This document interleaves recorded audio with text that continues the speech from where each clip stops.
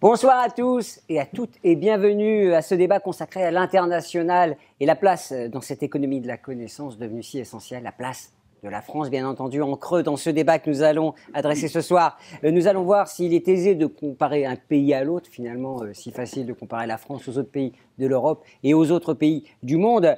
Et il faut sans doute prendre un certain nombre de précautions. On le verra avec nos experts aujourd'hui. Qui sont ces experts? Notre invité de prestige, d'honneur, vous le connaissez, Bernard Belloc, ancien conseiller du président Sarkozy à l'Élysée, ancien président de la CPU, la conférence des présidents d'université, président honoraire de Toulousain que vous avez dirigé, je crois, me semble-t-il, et conseiller aujourd'hui à Schema Business School. Je sais qu'il va beaucoup en Chine, un peu moins en ce moment évidemment, parce que c'est un expert de ce pays si dense. Christine Musselin, sociologue émérite et reconnue, directrice de recherche au laboratoire CNRS et Sciences Po.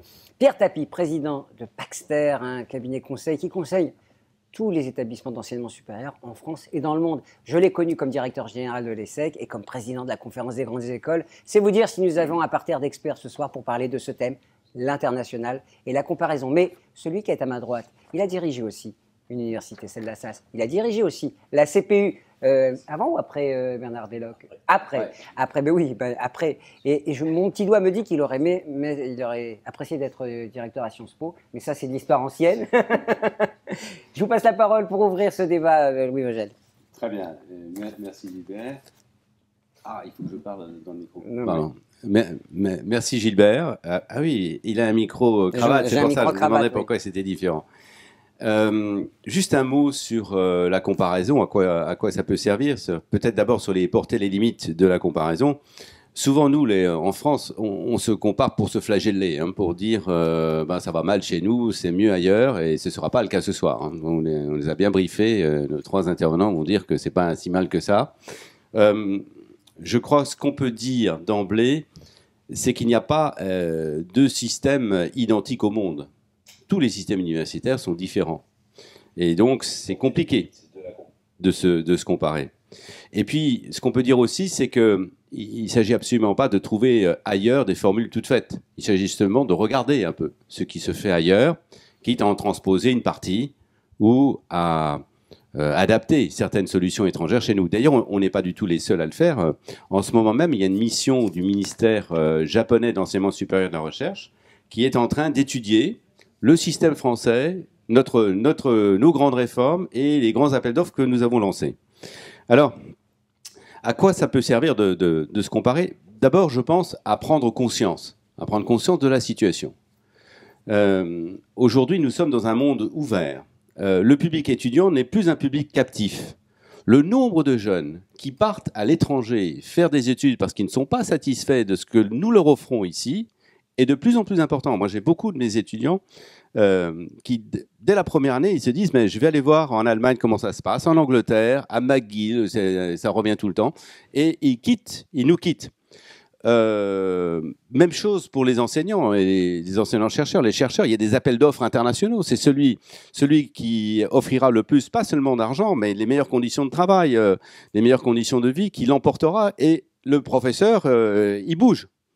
Moi, je me souviens quand j'ai fait ma thèse aux États-Unis, je suis revenu en France, ça ne m'a pas effleuré. Mais aujourd'hui, c'est plus du tout la même chose. Beaucoup de Français, d'ailleurs, vous avez qu'à regarder les prix Nobel qui sont attribués à des Français qui, le plus souvent, ont fait leurs recherches en Allemagne, aux États-Unis, etc. Donc, ils bougent. Alors, ce qui est peut-être le plus frappant, c'est nos classes préparatoires. Il y a une grande différence. Nous avons dans nos classes préparatoires nos meilleurs élèves, nos meilleurs étudiants qui préparent les grandes écoles.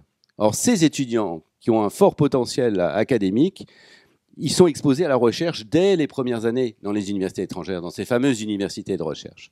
Et donc, il y a quand même des choses qui nous permettent de nous regarder, nous, en regardant à l'extérieur. Alors, ce qu'on peut dire aussi, c'est que quand on observe un système d'enseignement supérieur, il faut le prendre dans son entièreté. Aujourd'hui, on parle souvent des grandes universités de recherche à cause des classements internationaux, etc. Il faut savoir, d'ailleurs Bernard avait écrit un article très intéressant sur les community colleges en Californie. Je me rappelle très bien de ça. Tout le système californien en général, mais tu avais vraiment montré en quoi il y avait une spécificité de la Californie. Et ces filières courtes, elles complètent le système d'universités et de recherche. Il ne faut pas les oublier. En Allemagne, ils ont un autre système, les Fachhochschulen, qui fonctionnent extrêmement bien et qui sont des filières, précisément, qui s'offrent à des étudiants qui ne vont pas dans les universités de recherche. Dernière observation, pour ne pas être trop long. Quand on regarde à l'extérieur, on voit que des choses qui, à l'extérieur, sont unifiées au sein de l'université, chez nous, sont dissociées. C'est assez extraordinaire. Ça, c'est l'esprit français de couper en tranches l'ensemble. La formation, chez nous, est dans les universités. La recherche, il y a les grands organismes qui s'occupent de la recherche. Et l'innovation, on a trouvé le moyen de créer des institutions propres, les SATT, les IRT, propres à l'innovation. Tout ça, à l'étranger, c'est au même endroit. Donc, ça nous pose des questions. Est-ce que nous sommes dans le vrai? Est-ce qu'il ne faut pas reconstruire en s'inspirant de ces idées étrangères? Parce qu'on a tout à disposition. Moi, je ne veux pas en dire plus, mais je verrais bien un système très différencié, conformément à ce qui existe à l'étranger, avec des universités de recherche d'un côté, des universités de proximité de l'autre. Mais il y a de multiples solutions envisageables. Voilà. Gilbert, à toi. Voilà une introduction qui permet de poser le débat. Alors, on va rentrer dans le vif du sujet avec vous, Bernard Belloc, pour commencer, évidemment. Alors, quand on préparait, vous me disiez, nulle part au monde, il y a quelque chose de beaucoup mieux ou de beaucoup moins bien. Alors, de quoi parle-t-on quand on compare, quand on essaye de se comparer? D'abord, je voudrais remercier Louis, et notamment de nous avoir invités, mais aussi, ainsi que Nustan, mais je voudrais remercier Louis, il a tout dit, il a presque tout dit. Ah, c'est embêtant. Alors, des comparaisons internationales, moi, une erreur qui est couramment commise, c'est d'imaginer que notre système serait plus compliqué que notre, illisible, etc. Non, il est spécifique, comme l'est le système universitaire allemand, britannique, etc. Chaque système a ses complexités. Pour avoir visité des universités dans des dizaines de pays différents, je peux vous garantir que nulle part, je n'ai pu comprendre facilement, décrypter facilement comment fonctionnait ce système. Moi, je me rappelle très bien un des responsables de l'université de Cambridge qui me disait « Je suis incapable de vous expliquer comment ça marche à ce niveau. » Donc, première remarque. Hein, ça rassure. Oui, d'une certaine manière, oui. Parce qu'une idée reçue, c'est qu'ailleurs, c'est plus simple. Eh bien non, ailleurs, ce n'est pas plus simple, c'est différent. Deuxième idée reçue, nous aurions des établissements très émiettés, etc. Non, ce qui est vrai, c'est ce que Louis a dit. On saucissonne par fonction. On est découpé en tranches verticales. La recherche, c'est d'un côté, la formation, c'est de l'autre. Maintenant, l'innovation, c'est un troisième endroit. Et alors que pratiquement, enfin en tout cas, oui, presque partout ailleurs, les universités jouent ce rôle d'intégrateur de toutes ces fonctions. Alors parfois il y a ou il n'y a pas les community colleges pour les tout débutants, parfois c'est rattaché à l'université, parfois c'est dans l'université, mais en règle générale il y a quelque chose à peu près partout dans le monde qui porte le nom d'université et qui intègre toutes les fonctions. Ce qui ne veut pas dire, troisième remarque, que toutes les universités font la même chose à l'étranger. Alors qu'en France on vit sur ce dogme, non seulement il y a ce découpage vertical qui est mauvais, mais on vit sur ce dogme que tout est pareil. Que vous prépariez tel diplôme à tel endroit, c'est la même chose que si vous prépariez le même diplôme à un autre endroit. Ça n'est pas vrai. Ça n'est absolument pas vrai. Bref, ce que je veux dire, c'est qu'ailleurs, ce qui est vrai, c'est d'abord que chaque université a une personnalité. Et elle est lisible de l'extérieur. Telle sera plutôt axée sur, je sais pas, l'expérience étudiante. Telle autre sera une université de recherche. Mais très souvent, on sent la personnalité de l'université, alors que le système français est construit pour qu'aucune université n'ait de personnalité propre. Alors ça change un petit peu maintenant, je ne dis pas que ça ne change pas, mais on a pris beaucoup de retard avec ce dogme. Et puis surtout les fausses comparaisons, partout il y aurait la sélection, partout il y aurait les droits d'inscription élevés, partout il y aurait des établissements de taille beaucoup plus grosse qu'en France, partout ce serait plus simple, etc. Ça c'est les fausses différences. Les vraies différences, elles cachent. Cela fait, si on attache trop d'importance à ces fausses différences, on ne voit pas ce que sont les vraies différences. Les vraies différences, elles sont au niveau des structures. Ne dites pas tout, Bernard. On a bien compris. Il faut se méfier, évidemment, quand on compare. Et il faut savoir de quoi on parle, évidemment. J'aime assez l'idée des personnalités. Chacune doit avoir sa personnalité cultivée. Et j'aime assez aussi cette idée de verticalité, puisque ce matin, j'animais, il s'avère, un webinaire sur les systèmes d'information de la recherche. Et c'est vrai qu'on découpe la valorisation d'un côté, la recherche de l'autre, voire l'innovation de l'autre, alors que tout ça fait sens, et vous le confirmerez. Christine Musselin, quand on préparait, vous me disiez, finalement, se comparer, c'est s'améliorer, c'est un bon moyen de réfléchir sur soi aussi. Oui, ça c'est certain, c'est un bon moyen d'abord de mieux se connaître. parce qu'on s'aperçoit qu'effectivement, ça ne fonctionne pas de la même façon ailleurs. Et c'est effectivement quand j'ai fait des comparaisons internationales, puisque j'ai commencé assez tôt à comparer la France et l'Allemagne, des pays a priori assez proches, en tous les cas géographiquement, mais dont les systèmes, et là ça rejoint ce que disait Bernard sur l'importance des structures, les systèmes sont finalement vraiment très très contrastés. Moi, ce qui m'a frappé, alors ça c'était dans les années 80, et je crois vraiment que ça a beaucoup beaucoup évolué en France, mais c'est que dans les universités dans les années 80, les universités françaises, les conseils ne prenaient pratiquement pas de décision, on avait très peu d'identification des personnels à l'intérieur de l'université à l'établissement, on s'identifiait d'abord à la discipline. Vous allez en Allemagne, les gens vous disent je suis professeur certes d'histoire, mais à l'université et l'université est toujours présente. De même quand avec Gerhard Rudberg, on a ensuite comparé les ministères. On a comparé le ministère de l'enseignement supérieur en France avec les ministères de Land en Allemagne. On s'est aperçu que, alors ça, là aussi c'était au tournant des années 80-90, dans le ministère français, vous aviez surtout un fonctionnement tourné vers les disciplines, alors qu'en Allemagne, vous trouviez dans chaque ministère de Land des Universitätsreferenten, donc des référents d'université qui discutaient avec les établissements. Donc voilà, donc à partir de là, vous commencez à vous dire, mais tiens, c'est bizarre, dans les ministères de Land, il n'y a pas d'universitaires, il n'y a que des administratifs. Alors que dans le ministère français, moi j'avais des universitaires partout, à la mission scientifique, éventuellement directeur de l'enseignement supérieur, etc.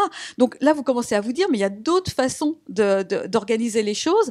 Alors après, vous pouvez vous demander quelle est la meilleure façon de le faire. Ça, c'est autre chose. Quelle force à tirer pour notre enseignement. Voilà, c'est exactement ça. Et par exemple, sur le découpage en tranches, moi je pense que le découpage en tranches, il existe partout. C'est-à-dire que la distinction entre l'enseignement et la recherche, non, pas simplement des Allemands, on a une façon particulière en France d'organiser l'enseignement et la recherche. Alors c'est vrai qu'il y a des organismes, mais n'oublions pas quand même qu'il y a aussi de la recherche dans les universités. Moi je suis quand même très surprise d'entendre Louis et Bernard dire la recherche est dans les organismes. Quand même, elle est aussi dans les universités maintenant. C'était pas vrai peut-être dans les années 60, mais aujourd'hui c'est totalement vrai. Comment c'est organisé aux États-Unis ?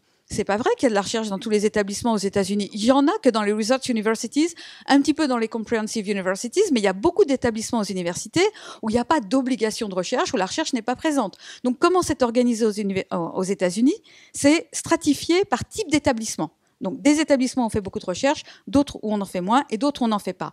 En Grande-Bretagne, c'est différent encore. En Grande-Bretagne, alors, il y a une grande variété selon le type d'établissement aussi, mais si vous prenez des établissements, disons ceux qui font partie justement des research universities, vous apercevez que ça est différencié à l'intérieur de l'établissement. Et donc vous avez certains profs qui sont plutôt des teaching professors et d'autres qui sont des research professors. Donc la distinction se fait au cours de la carrière.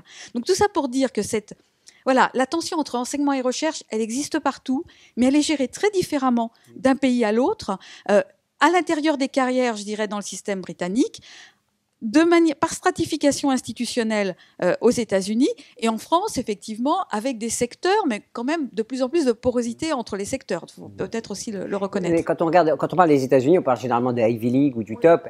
Oui, mais justement, on regarde toujours le devant. On oublie que beaucoup de community colleges sont des vraies catastrophes aux États-Unis. Enfin, peut-être pas en Californie. Et encore, il y en a beaucoup où les taux d'échec sont absolument incroyables. La population qui fréquente ces community colleges, c'est la population pauvre des États-Unis. On voit toujours effectivement le haut de l'iceberg, mais on oublie qu'en dessous, il y a quand même des situations très très difficiles. Le prix d'avoir Harvard, Stanford, etc., c'est quand même aussi d'avoir des choses très mauvaises dans les universités, dans certains établissements américains. On l'oublie un peu trop, je trouve. Bernard, si vous commentez, c'est dans le micro. Parce que... C'est d'ailleurs un point fort du programme du président Biden. Tout à fait. Les community colleges, ils en sont parfaitement conscients, mais c'est central. Sur ça peut juste pour nous éclairer sur l'actualité. Les élections américaines sont loin, je ne les ai pas particulièrement suivies, mais ce que j'ai observé, peut-être que parce que Mme Biden est professeure dans un tel collège, mais que le président y accorde beaucoup d'importance, mais aux États-Unis, la rénovation des community colleges est au programme. Donc c'est intéressant de l'observer. D'ailleurs, j'ai ma petite idée pour un petit programme de travail dans l'année qui vient, mais c'est très intéressant de l'observer parce qu'en France... Vous allez conseiller le président Biden ? Non, mais j'ai des amis là, aux États-Unis, dans les universités américaines, qui sont intéressés par le sujet aussi. Et on s'est dit, mais c'est peut-être la même chose, le même type de travail qu'il y a à faire aux États-Unis et en France. Parce que les premiers cycles en France, ceux qui marchent concernent epsilon de la population étudiante, classe prépa, IUT, STS. Bon, je suis généreux en plus avec les STS, mais c'est epsilon de la population étudiante, de toute façon. Donc il y a un vrai problème pour les les bacheliers qui entrent dans l'enseignement supérieur en France. Donc il faudra y réfléchir. L'excellent ouvrage que vous avez rédigé avec Gilles Bousquet, qui enseigne à l'université du Michigan. Non, pas de Michigan, oui, de Madison. De Madison. Ce n'est pas la même chose du tout, évidemment. Mais il faut le dire avec aplomb parfois, mais j'ai fait une erreur, pardonnez-moi. Sur les alumni, et ça c'est aussi une tradition, on en parlera peut-être dans notre débat. Pierre Tapie, on ne peut pas faire l'économie des spécificités françaises quand on se compare, parce qu'on est très spécifique quand même. Oui, on est spécifique, comme les autres sont spécifiques. Et la dimension d'organisation multivalente dont parlaient les précédents orateurs est quelque chose d'absolument présent, effectivement, dans beaucoup de pays. Ce qu'il faut peut-être, ce sur quoi c'est intéressant peut-être de creuser, c'est d'essayer de distinguer quelles sont nos vraies spécificités. Alors, je rappelle sur la diversité de notre système qu'on a à peu près en France 55% des étudiants qui sont formés à l'université et 45% qui sont formés dans d'autres systèmes que le système universitaire. Dans ces autres systèmes, si on prend juste une partie de cet autre système, mais quand on regarde université versus grande école, les grandes écoles diplôment quand même 40% de ceux qui sont au niveau master et 30% de ceux qui sont au niveau doctorat. Donc en fait, au niveau recherche avancée, il y a deux masses qui sont dans des ordres de grandeur assez comparables. Mais ce qui est intéressant, c'est de voir que ces différents établissements partagent des forces et des faiblesses. Il est clair que, enfin, en tout cas, pour être conseil auprès de pas mal d'établissements différents en France et à l'étranger, l'université française, en tant qu'université publique, puisque ce mot est réservé aux établissements publics, ce qui n'est pas le cas ailleurs, mais bon, ici, en France, c'est comme ça. L'université française souffre d'un élément qui est un élément de contrainte absolument gigantesque, qui est que quand on la compare, l'OCDE fait ça très bien, ou un de suite autres pays de l'OCDE, elle fait partie des rares pays, la France fait partie des rares pays dans lesquels, pour entrer à l'université, on impose zéro contrainte à ceux qui sortent de l'enseignement supérieur et zéro contrainte à ceux quand ils sont admis dans l'enseignement, qui sortent de l'enseignement secondaire et zéro contrainte à ceux qui sont admis dans l'enseignement supérieur. Donc, si vous faites une petite matrice 2-2, est-ce que je donne le droit à tous les bacheliers, quel que soit le bachelier, d'entrer dans n'importe quelle formation supérieure ou pas? Et est-ce que je donne le droit aux établissements de choisir des étudiants qui sont adaptés à telle ou telle filière? La France choisit un dispositif dans lequel, dans quand même un système qui est un système massif, les universitaires ne peuvent pas engager leur responsabilité sur le fait que, même si ça a un peu évolué, mais un peu seulement parce qu'on garde d'énormes pressions au niveau des rectorats pour prendre absolument tout le monde pour faire masse, dans lequel on peut mettre des étudiants en adéquation avec des parcours. Donc ça, c'est une spécificité de l'interface entre le secondaire et le supérieur. Il y a eu une semi-spécificité qui est celle de l'importance des organismes. Alors, le fait qu'il y ait des organismes de recherche à l'étranger, ça existe aussi. Caltech, qui est un endroit très très bien connu, qui caractérise en tête du classement de Shanghai et tout. Bon, Caltech, c'est un établissement où il y a 2000 étudiants, 400 enseignants-chercheurs. Mais dans le périmètre de Caltech, il y a un autre truc qui s'appelle le Joint Propulsion Laboratory, où il y a 800 chercheurs plein temps. Et comme tout ça signe Caltech, du coup, Caltech a une puissance de feu dans laquelle il y a 1200 universitaires permanents pour 2000 étudiants. Donc évidemment, du coup, on se retrouve en tête du classement de Shanghai. Ça fait rêver, mais simplement parce qu'on a fait c'est comme si on disait, finalement, le CEA à Saclay, il est entièrement, tous les gens signent Université Paris-Saclay. Voilà. Ça changerait encore, déjà les 14e, mais ça changerait encore son classement. Donc il y a un certain nombre de choses sur lesquelles la France a des spécificités, mais pas forcément à l'endroit où on les attend. Et puis la dernière chose que je voudrais dire, c'est que dans les 20 dernières années, la France, à partir de l'idée absolument géniale, il faut 80% au bac, a eu comme idée géniale, plus il y a de jeunes dans l'enseignement supérieur, meilleur ce sera pour l'emploi des jeunes. Oui, c'est ça. Or, ceci, en comparaison internationale, mesurée avec data crunching, tout ce que vous voudrez, etc., c'est juste faux. C'est juste faux. C'est-à-dire que vous avez des systèmes qui sont très différents les uns des autres, mais en prenant une étude sur 90% de la jeunesse mondiale et 76 pays, vous pouvez démontrer qu'il n'y a pas de corrélation statistique entre l'accès à l'enseignement supérieur et le taux d'emploi des jeunes. Je vous donne juste un exemple. Si vous prenez la Suisse ou si vous prenez Singapour, dans lequel le taux de chômage des jeunes ou le taux de chômage des jeunes diplômés est de l'ordre de 5 à 10%, c'est-à-dire soit la moitié, soit le quart de celui de la France, eh bien, ils ont un accès à l'enseignement supérieur dans ces deux pays. Ils sont deux pays de PIB par habitant supérieur à la France, y compris quand on le regarde à pouvoir d'achat, corrigé des variations de pouvoir d'achat. Eh bien, dans ces deux pays, le taux d'accès à l'enseignement supérieur est très significativement inférieur à celui de la France. Vous l'avez compris, Pierre Tapie est ingénieur, hein, parce qu'il manipule les chiffres avec une aisance. Louis Vogel, première réaction sur ce qui a été. Ben, on a tous dit la même chose. Bernard Raymond, on n'a pas dit qu'il n'y avait pas de recherche à l'université. Ah mince, j'ai encore oublié mon Mais oui. Donc Bernard et moi, on n'a pas dit qu'il n'y avait pas de recherche à l'université. Christine, non, ce qu'on a dit plutôt, c'est que cette fonction recherche, ce serait bien de l'unifier. C'est-à-dire, d'ailleurs, on essaye depuis des années d'aller dans ce sens, hein, avec les unités mixtes de recherche, mais on n'est pas encore au bout du voyage parce que deux chefs, deux politiques différentes, tout ça pour le même laboratoire, c'est pas très efficace. Il y a beaucoup de coûts de transaction là-dedans. Donc, je pense que on s'est rendu compte d'un certain nombre de choses. Je crois qu'on essaie de faire que ces fonctions qui se trouvent à des endroits différents, de les remettre au même endroit, déjà pour permettre d'avoir nos fameuses universités de recherche. On les a, mais elles sont éparpillées. On a tout le potentiel, mais il n'est pas ensemble. Donc, c'est un peu ce que disait Pierre sur les autres. Ils ont des ingénieurs au sein de la structure, mais ça change complètement la donne. Et je crois que c'est bête à dire, mais je crois que c'est important d'être bien classé. Parce que si on parle de mondialisation, il y a de l'attractivité de notre pays, l'attractivité de nos écoles. C'est sûr, on a de très très bonnes grandes écoles, mais elles sont pas à la taille critique. Il faut absolument, il faut qu'on les impose, il faut qu'on les voit de l'extérieur. Donc je veux raconter juste une histoire pour pas être trop long.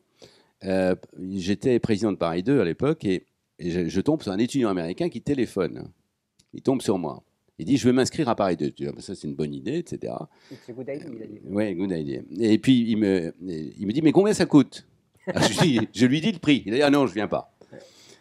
Ça veut dire beaucoup de choses, ça. Ça veut dire qu'il y a un schéma international. Ça veut dire que dans ce schéma international, il y a un certain nombre de données permanentes. On ne peut pas passer à côté.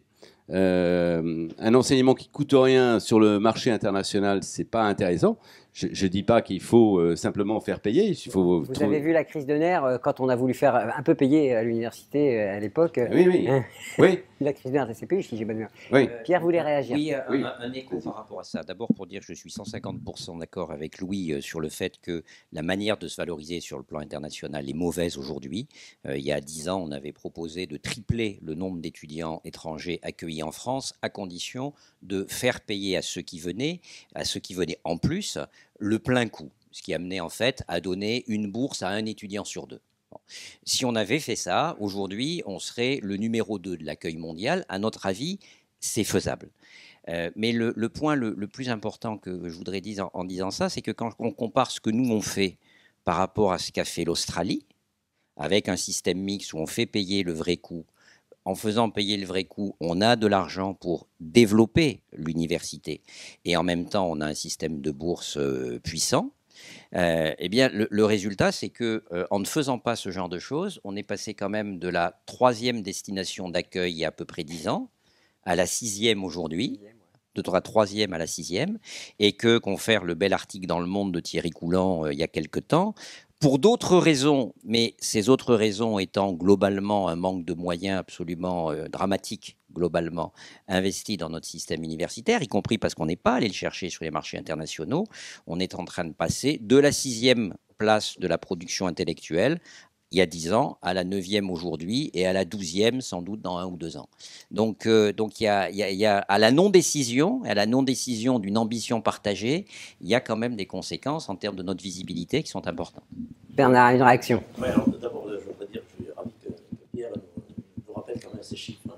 La connectivité internationale, en 10 ans, s'est développée dans la mobilité internationale étudiante de 60%. Mais la France n'a eu de développement que pour 30%. Donc, résultat des courses, on a perdu des parts de marché de manière considérable pour la production scientifique. C'est tout simplement dramatique parce que le potentiel scientifique de pays qui nous passent devant, comme l'Italie, comme le Canada, aussi respectable et aussi respectueux que je sois de ces pays, naturellement, et de mes collègues canadiens ou italiens, ce ne sont pas des pays qui ont le même potentiel scientifique.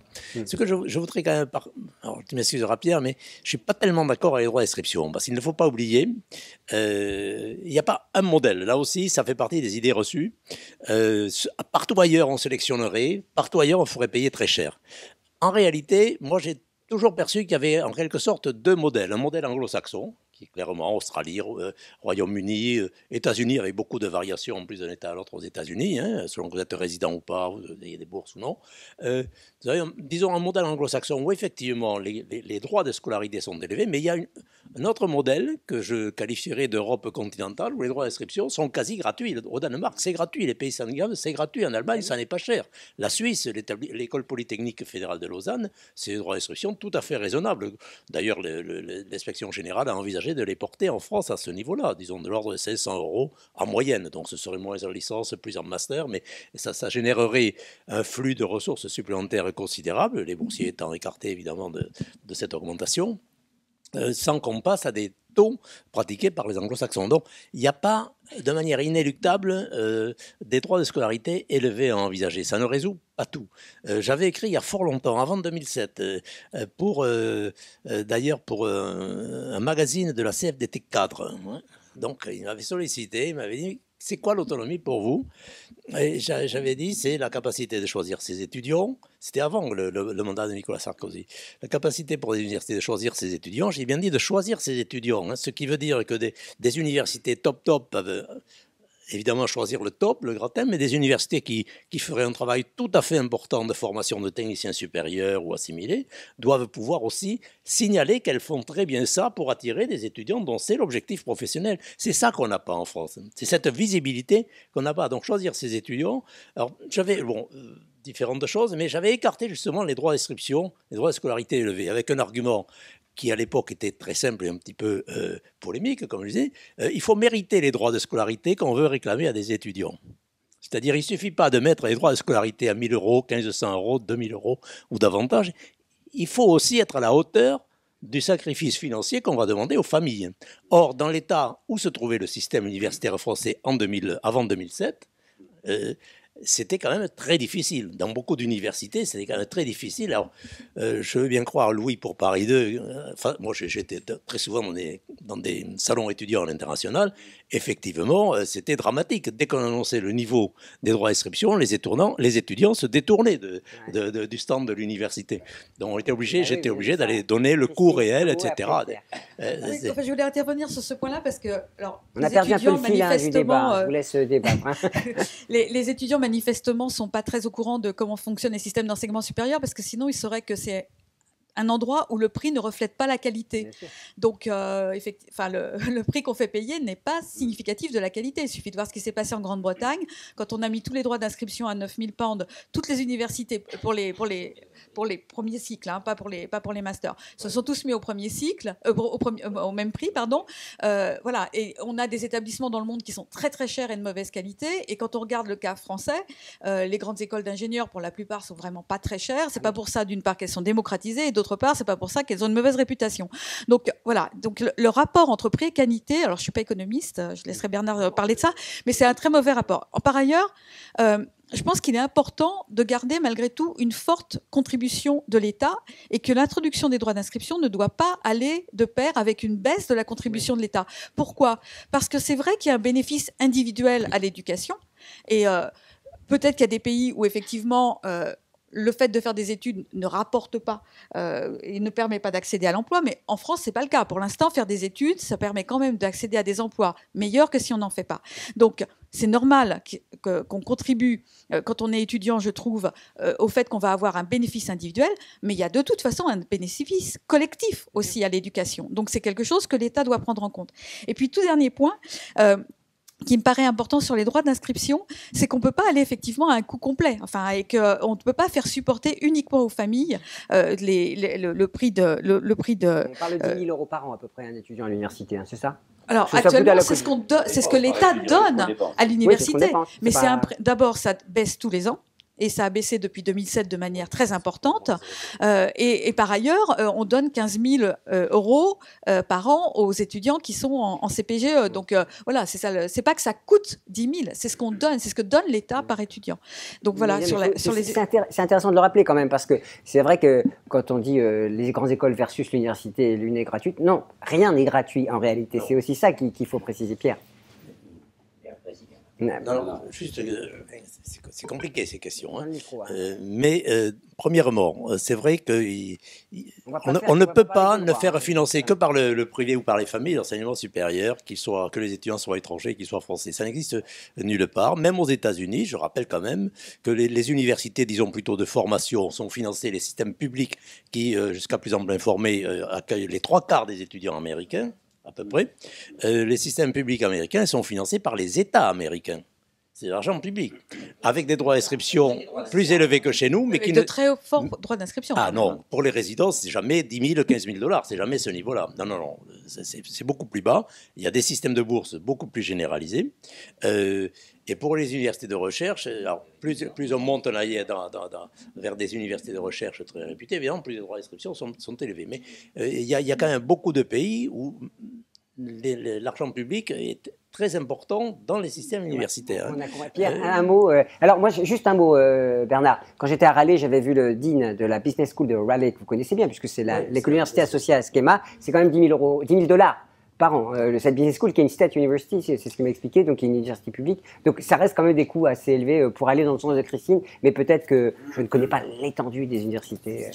Juste un point par rapport à notre comparaison du modèle anglo-saxon. Je trouve que le modèle anglo-saxon public que tu évoques est un modèle très intéressant, et quand, avec Louis, on était tous les deux présidents de nos conférences respectives à l'époque, on travaillait sur le sujet, nous avions l'impression que la France avait en fait un avantage compétitif sur la scène internationale d'un rapport qualité-prix de formation des gens avec un coût de production raisonnable, qui méritait, si on voulait être ambitieux sur la scène internationale, d'être effectivement porté sur la charge de ceux qui bénéficiaient de ce service, tout simplement parce que quand le Chinois ou l'Indien vient en France bénéficier d'une formation remarquable, sa famille n'a pas contribué à l'impôt français.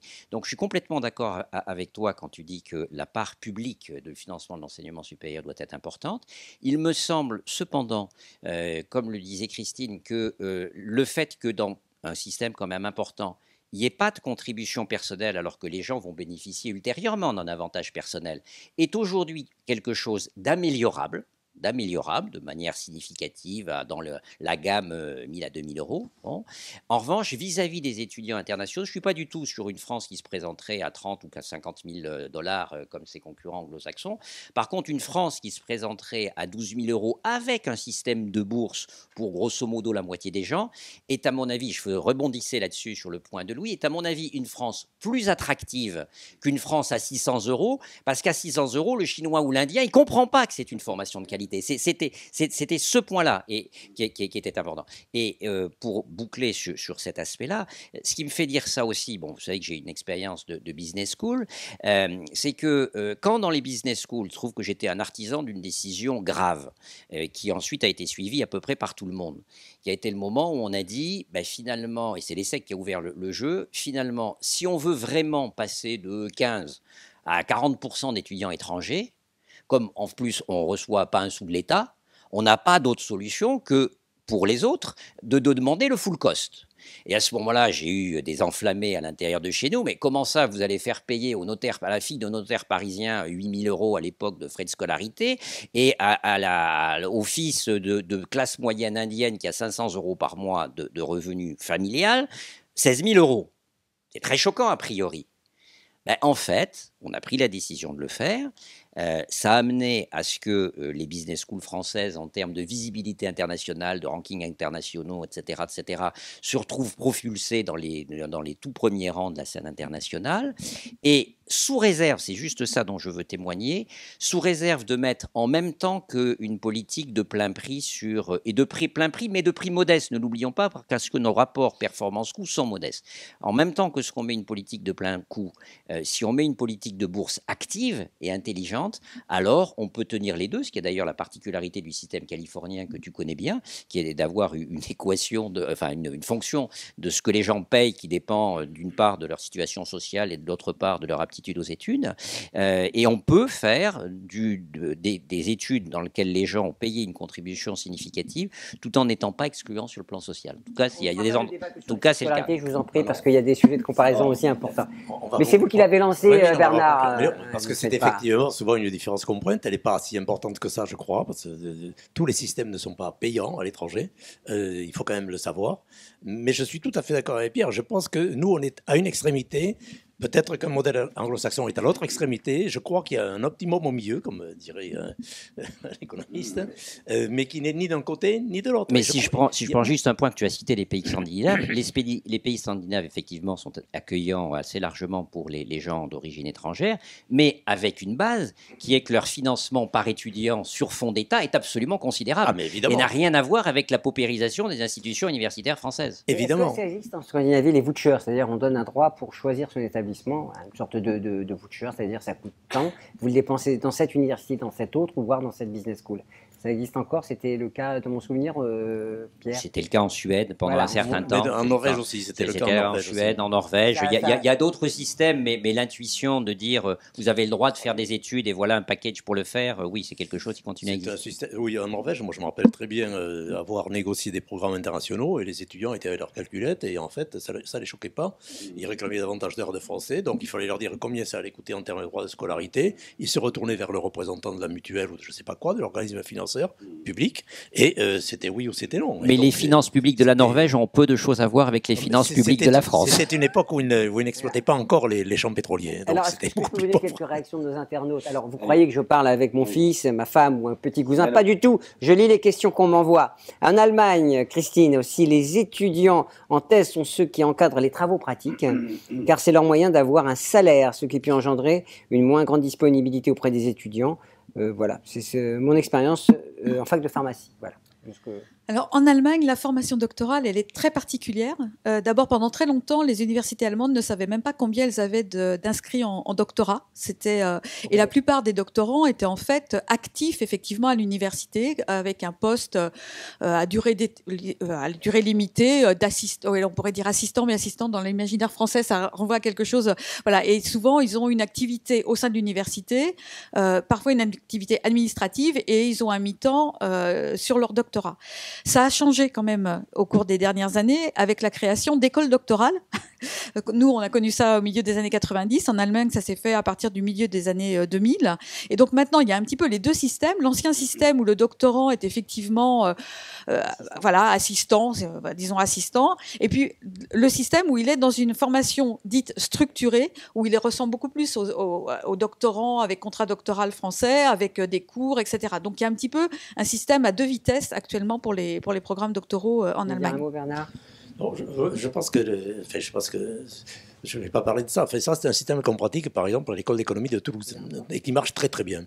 Ce que je voulais dire, je pense que ce serait intéressant de recentrer, parce que tout ce qu'on vient de dire sur le droit à l'inscription, etc., ça n'explique pas bien, à mon avis, la raison pour laquelle on a de moins en moins d'étudiants en termes relatifs, pourquoi on perd des parts de marché en termes d'attractivité, pourquoi on dégringole dans la production scientifique, même si les taux de citation sont importants. Je reçois l'argument auquel Christine pense, ça dépend aussi de la structure des thèmes de recherche dans les labos. Hein. C'est pas pareil. Les classements favorisent les sciences exactes et expérimentales et défavorisent les sciences humaines et sociales. Pardon. Je crois qu'un des travers du système français à l'international, c'est pas tellement ces histoires de coûts, d'organisation pratique, des choses. Je reviens à ce que j'ai dit tout à l'heure. Les établissements français n'arrivent pas à signaler quels sont leurs points forts, ce qu'ils peuvent faire, ce qu'ils font bien, ce qu'ils font mal, n'arrivent pas à exprimer leur personnalité. Ils ne savent pas, c'est pas qu'ils ne savent pas se vendre, c'est qu'ils ne peuvent pas exprimer leur identité. Parce le système français est historiquement bâti pour qu'aucun établissement n'ait de personnalité. C'est le service public à la française, uniforme de gauche à droite et de haut en bas.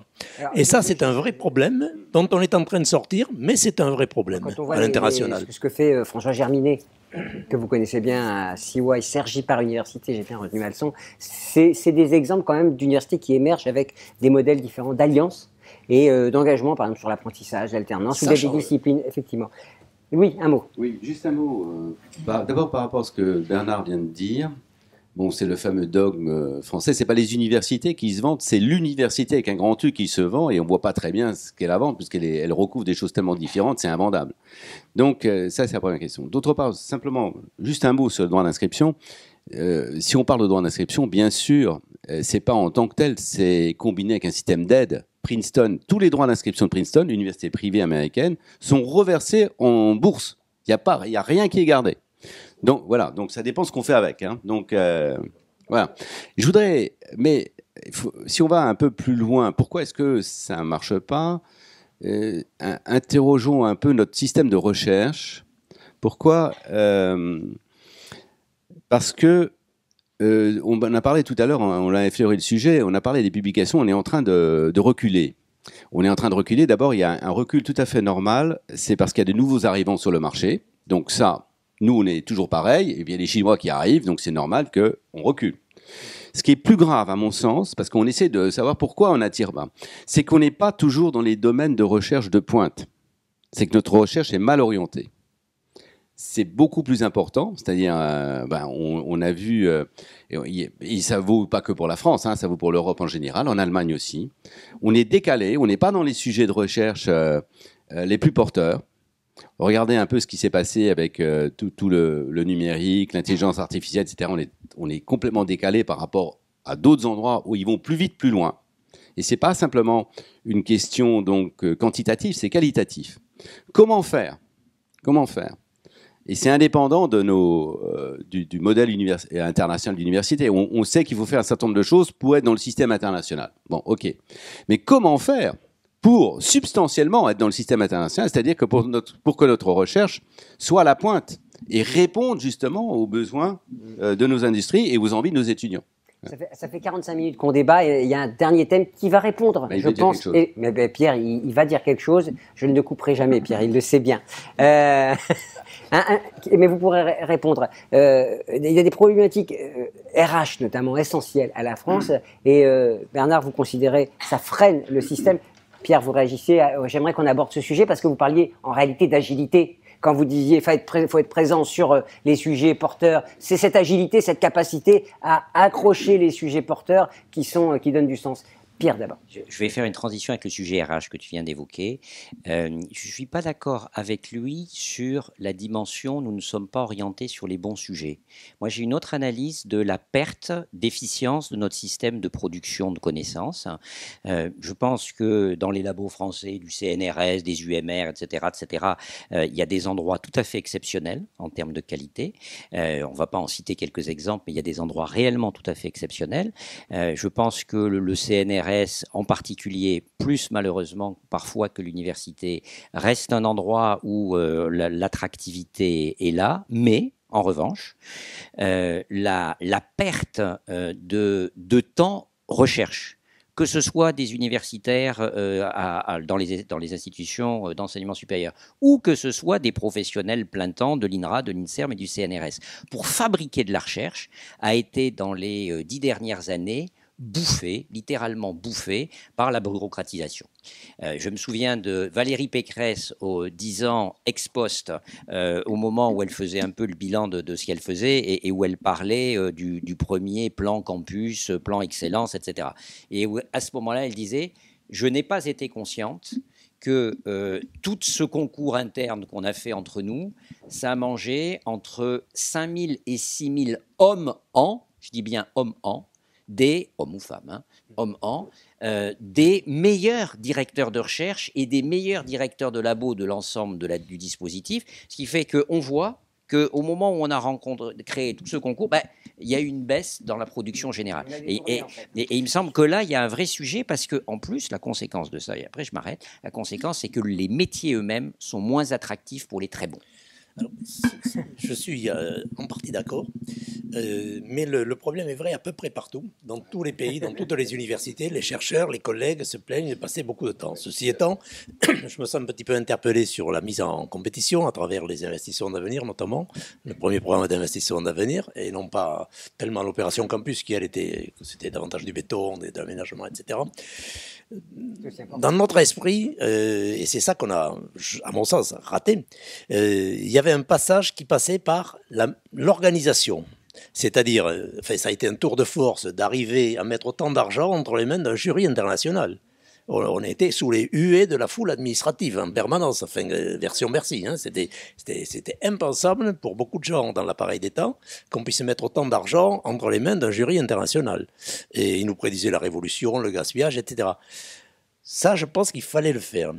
Ça a eu pour conséquence la multiplication de structures, de trucs, de machins, d'appels d'offres, de candidatures, de dossiers, dont beaucoup de temps pris là. Ce qu'on n'a pas réussi à faire, mais et qu'on n'a toujours pas réussi à faire, bien que les programmes d'investissement d'avenir aient été prolongés à travers les changements politiques, c'est transformer cette façon différente de fonctionner en structures différentes. Et ça, on n'a pas réussi à le faire. Même dans les IDEX ou les ICIT, ou des embryons d'universités de recherche, disons, à la française, c'est des choses trop grosses. Donc, on a tout gardé. Et ça, moi, je sais que je ne me suis pas méfié de ça, mais 10 ans après, ou je ne sais plus combien de temps après, je me rends compte qu'on a tout gardé dans un esprit très français, incapable de rien supprimer, incapable de changer les structures.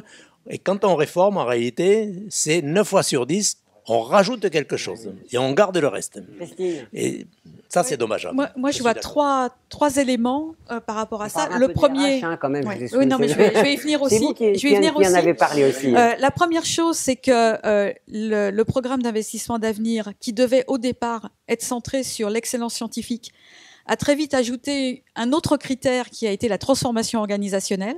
Faire les deux en même temps, c'est coûteux en temps et en énergie. Donc, c'est pas simplement répondre aux appels d'offres, c'est en même temps transformer, donc faire des fusions, mettre en place des EPE, etc. Ça prend du temps. Ça prend de l'énergie en plus des appels à projets. Il y a une autre forme de bureaucratisation à laquelle on a assisté, c'est que avec le passage au RCE, c'est pas pour contester le passage au RCE, mais ce qui s'est passé, c'est qu'en donnant aux universités la gestion de leur masse salariale, quelles que soient les universités et pas simplement les IDEX, elles se sont retrouvées avec des budgets énormes à gérer. Et le phénomène qu'on a eu, c'est un grossissement de la tête. Donc la tête des universités, la tête administrative a gonflé, mais on n'a pas musclé les jambes. Dans les labos, dans les formations, dans les départements, on est en manque de personnel, de soutien pour aider justement, pour trouver du temps recherche. Ça, c'est le deuxième élément qui me semble très important et qui explique qu'effectivement, on ait des enseignants-chercheurs et des chercheurs qui s'épuisent à faire un travail qui n'est pas le leur normalement. Et alors que dans d'autres établissements, on a un soutien beaucoup plus important. Et le troisième élément qui me paraît important, c'est qu'on ne fait pas assez pour le début de carrière. Les jeunes qui arrivent à l'université, et ça sera encore pire avec les chaires juniors, les maîtres de conf qui arrivent à l'université actuellement, on leur donne ce que les autres ne veulent pas faire, on les assomme de responsabilités, de licences, de master, etc., au lieu de leur laisser du temps pour faire de la recherche. Quand un jeune arrive dans une université américaine sur un poste on tenure track, on commence par lui dégager du temps pour faire de la recherche. On ne commence pas par lui donner plein d'heures d'enseignement et des responsabilités pédagogiques. Nous, je vois bien avec la plupart des doctorants qui ont la chance de rentrer à l'université. On ne les accueille pas de manière satisfaisante. On n'est même pas satisfait finalement qu'ils soient là. On leur dit, mais sois déjà bien content d'avoir un poste. C'est pas du tout comme ça qu'on doit les accueillir. On doit leur libérer du temps. On doit faire attention au début de carrière, orienter les gens en début de carrière. Et si je peux juste terminer là-dessus, Bernard, les chaires juniors, ça va rajouter de la différence entre ceux qui vont tout de suite avoir des budgets et des salaires plus élevés et les autres qui vont être encore plus soumis à la pression des étudiants et à l'impossibilité de faire de la recherche. Si on veut être mieux classé, il faut laisser aux jeunes la possibilité de faire de la recherche. Oui, je ne suis pas aussi pessimiste que Christine, tout de même, là-dessus. parce que j'ai 3 exemples à l'esprit. C'est celui de l'école d'économie de Toulouse, de Sciences Po Paris, un 4e même Dauphine et peut-être Schema. Je pense qu'on veille justement à l'accueil des jeunes. Le fait de donner, les universités où on fait crouler sous le travail des jeunes maîtres de conférences recrutés, etc., c'est parce qu'il y a eu des décisions en conseil d'administration, en conseil de BFR et que sais-je. C'est de la responsabilité des universités. Moi, je peux vous garantir qu'à l'école d'économie de Toulouse, où on pratique le système des tenues retrac, en fait, sans le dire, puisque les gens sont sur des postes à tenue retrac, on recrute des gens sur des postes, sur les supports budgétaires maîtres de conf, mais sous des contrats à durée déterminée, puis 90% d'entre eux, mais justement, on le fait pour pouvoir les décharger d'enseignement. Mais Bernard, je crois que c'est pas incompatible avec ce que disait Christine. Simplement, les cas que tu cites, je pourrais te dire aussi comment à l'ESSEC ou HEC, on gère comme des perles précieuses les débuts de carrière. Mais oui. le point que disait Christine, c'est que ces cas sont en fait très rares. Et ce que vous avez construit à TSE est absolument remarquable, comme ce qui a été construit aux Mines de Paris et que la Cour des comptes est en train de ratiboiser a été absolument remarquable. Ben oui, c'est une réalité. Oui. Et vous avez eu pas mal de mal avec aussi pour maintenir un système à TSE avec le même contradicteur, pas toujours aimable. Mais il faut reconnaître que dans l'ensemble du système universitaire, dans la mesure où les gens qui accèdent aux responsabilités ont un peu ou pas beaucoup de compétences managériales, parce que quand on est prof de physique et qu'on devient président d'université, la compétence managériale, on ne sait pas qu'en fait, on n'en a pas forcément beaucoup. Oui. Et que tu te trouves face à une bureaucratie qui te dise non, mais il y a plein de choses qui sont interdites parce que tout doit être pareil partout. Ce qui n'est pas vrai, mais ce qu'on te dit, le résultat, c'est ce que dit Christine, c'est-à-dire une forme de maltraitance presque des jeunes universitaires qui rend le métier non attractif. Et plus globalement, vous parlez d'épuisement du système.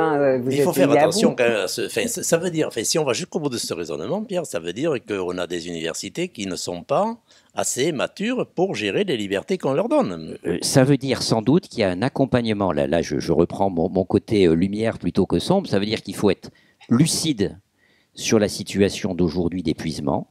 Ah oui. Et à partir d'une certaine lucidité, de libérer à la fois du temps et de la formation pour que les gens puissent s'approprier les libertés qu'on leur donne. Mais il faut aussi être, et je suis un peu à contre-emploi, je suis un peu le témoin extérieur, mais il faut aussi être loyal sur le plan gouvernemental avec les universités et par exemple ne pas dire vous avez 3 700 € de frais en master pour les étudiants étrangers l'année où on dit que la somme ainsi imaginée, ça va justement compenser le non-transmission du GVT.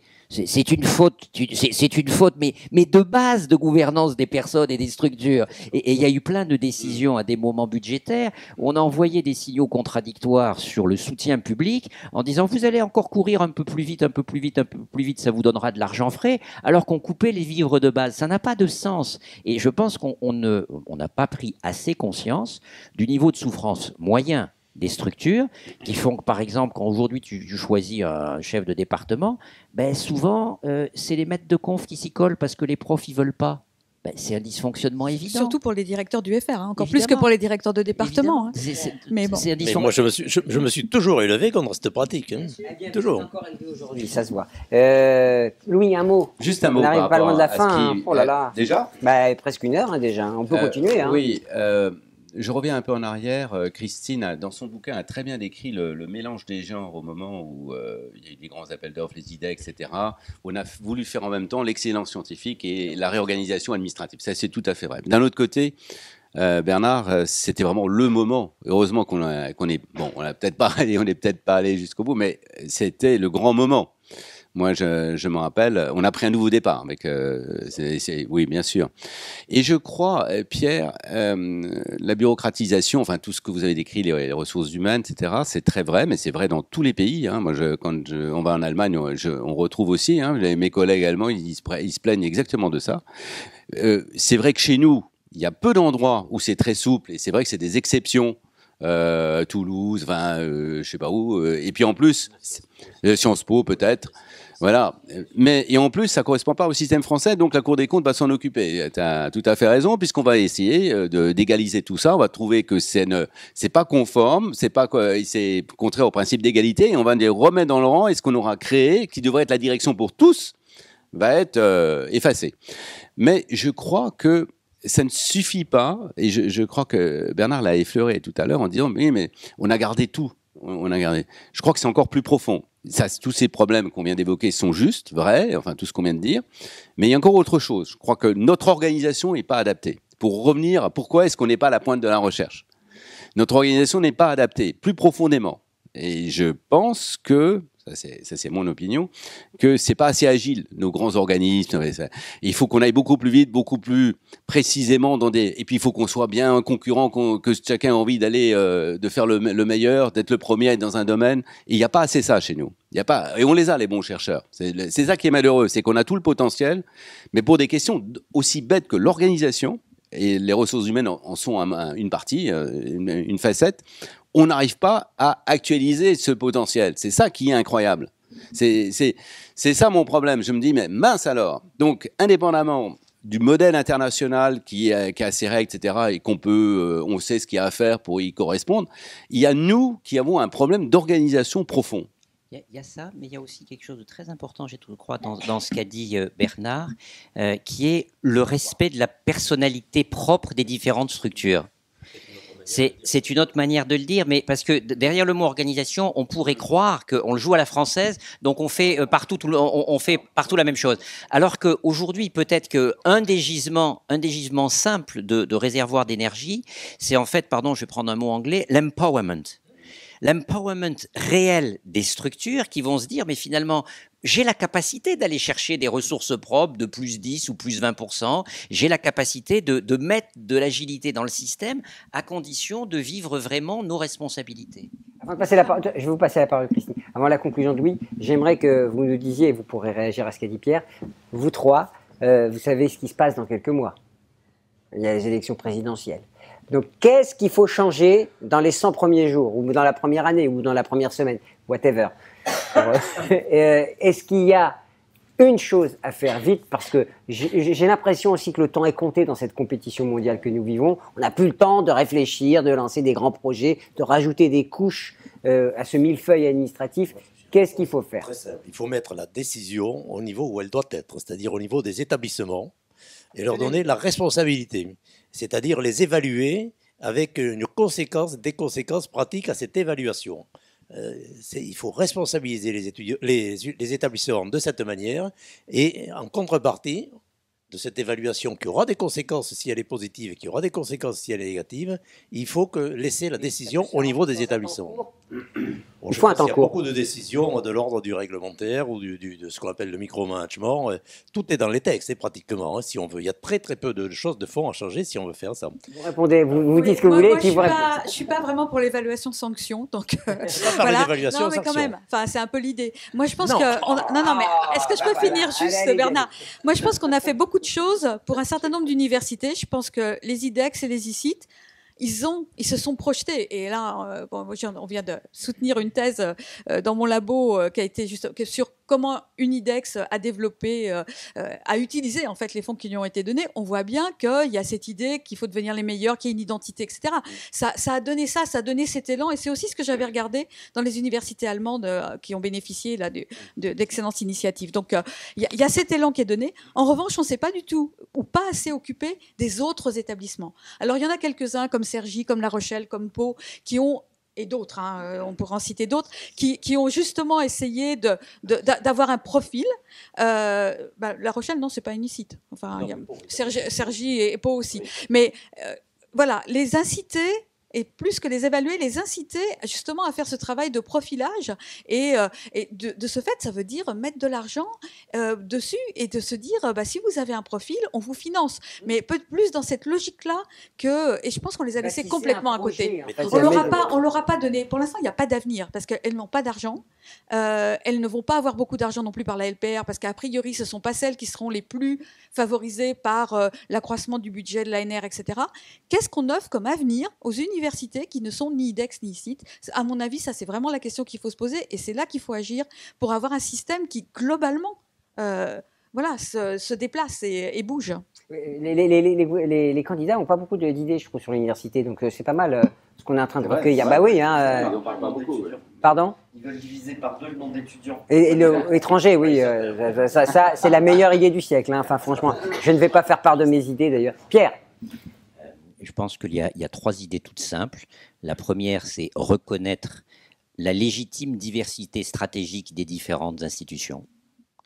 La deuxième, c'est à partir de ces différences de projets, accepter que les gens réinventent des statuts universitaires qui peuvent être très différents d'un endroit à un autre, parce que les statuts doivent être cohérents par rapport à un projet et pas l'inverse. Et la troisième, c'est que si on veut progresser dans la dimension internationale, eh bien, il y a des manières simples de se donner une vraie ambition internationale où on doublerait le nombre d'étudiants actuels plutôt que de le diviser par 2, tout en trouvant les moyens de ce que le financement de cet accueil amène à développer l'institution universitaire et non pas à lui coûter. Ben voilà, Louis, vous n'avez qu'à pas faire passer les messages. Maintenant, vous êtes le mieux placé pour certains candidats au moins. Alors, vous avez vu, c'est compliqué hein, de passer un message, c'est complexe. C'est ce qu'on a dit au début. C'est normal de le répéter à la fin. Hein, c'est un bon plan. Moi, je crois que ce qu'on pourrait dire, bon, il y a un modèle international, il ne faut pas vouloir, mais comme il est très diversifié, c'est difficile d'y trouver des repères. On peut prendre des choses à gauche et à droite. Mais je crois que Bernard a dit tout à l'heure, faut que les établissements deviennent responsables. Il faut, je pense, à la fois réunir et dissocier. Je pense. Il faut réunir les fonctions qui sont éparses. Il ne faut pas continuer avec notre cloisonnement, la recherche d'un côté, l'innovation de l'autre, l'enseignement de l'autre. Il faut réunir tout ça. Et tout ça, ça ne peut se réunir que dans une université. Et puis il faut dissocier parce qu'il faut absolument casser le dogme, c'est ce que disait Bernard au début, de tout le monde pareil. Il doit y avoir différents types. Alors, Christine a raison de dire que c'est dangereux, parce que les petites, il ne faut pas les laisser tomber. Il ne faut pas qu'on s'occupe que des grandes universités de recherche dont on a parlé beaucoup. Pierre l'a bien dit. Moi, je vis ça sur mon territoire. Donc, je suis le maire de Melun et j'ai une université de proximité. Et là, sa finalité propre. Pourquoi ? Parce que c'est un véritable ascenseur social, les personnes, parce qu'il ne suffit pas de dire les portes de l'université sont ouvertes, ce n'est pas pour autant que les gens vont rentrer à l'université. Donc ce sont souvent des étudiants de milieux plutôt défavorisés, qui n'ont aucune chance, qui ne peuvent même pas se payer un logement à Paris. Donc ils ont beaucoup de chance, ils sont très contents d'avoir une université sur place. Et après, ils ne sont pas plus mauvais que les autres, souvent même ils en veulent plus. Ils viennent à Paris, après ils ont le diplôme d'Assas. Donc c'est une université de proximité. Est-ce que pour autant c'est une université de seconde zone ? Non. Pourquoi ? Exemple, il se trouve qu'à Melun, il y a l'école des officiers de la gendarmerie nationale. On a fait un accord grande école, université. On a créé des diplômes spécifiques. Paris 2 est devenu, grâce à ça, la première université de stratégie en France.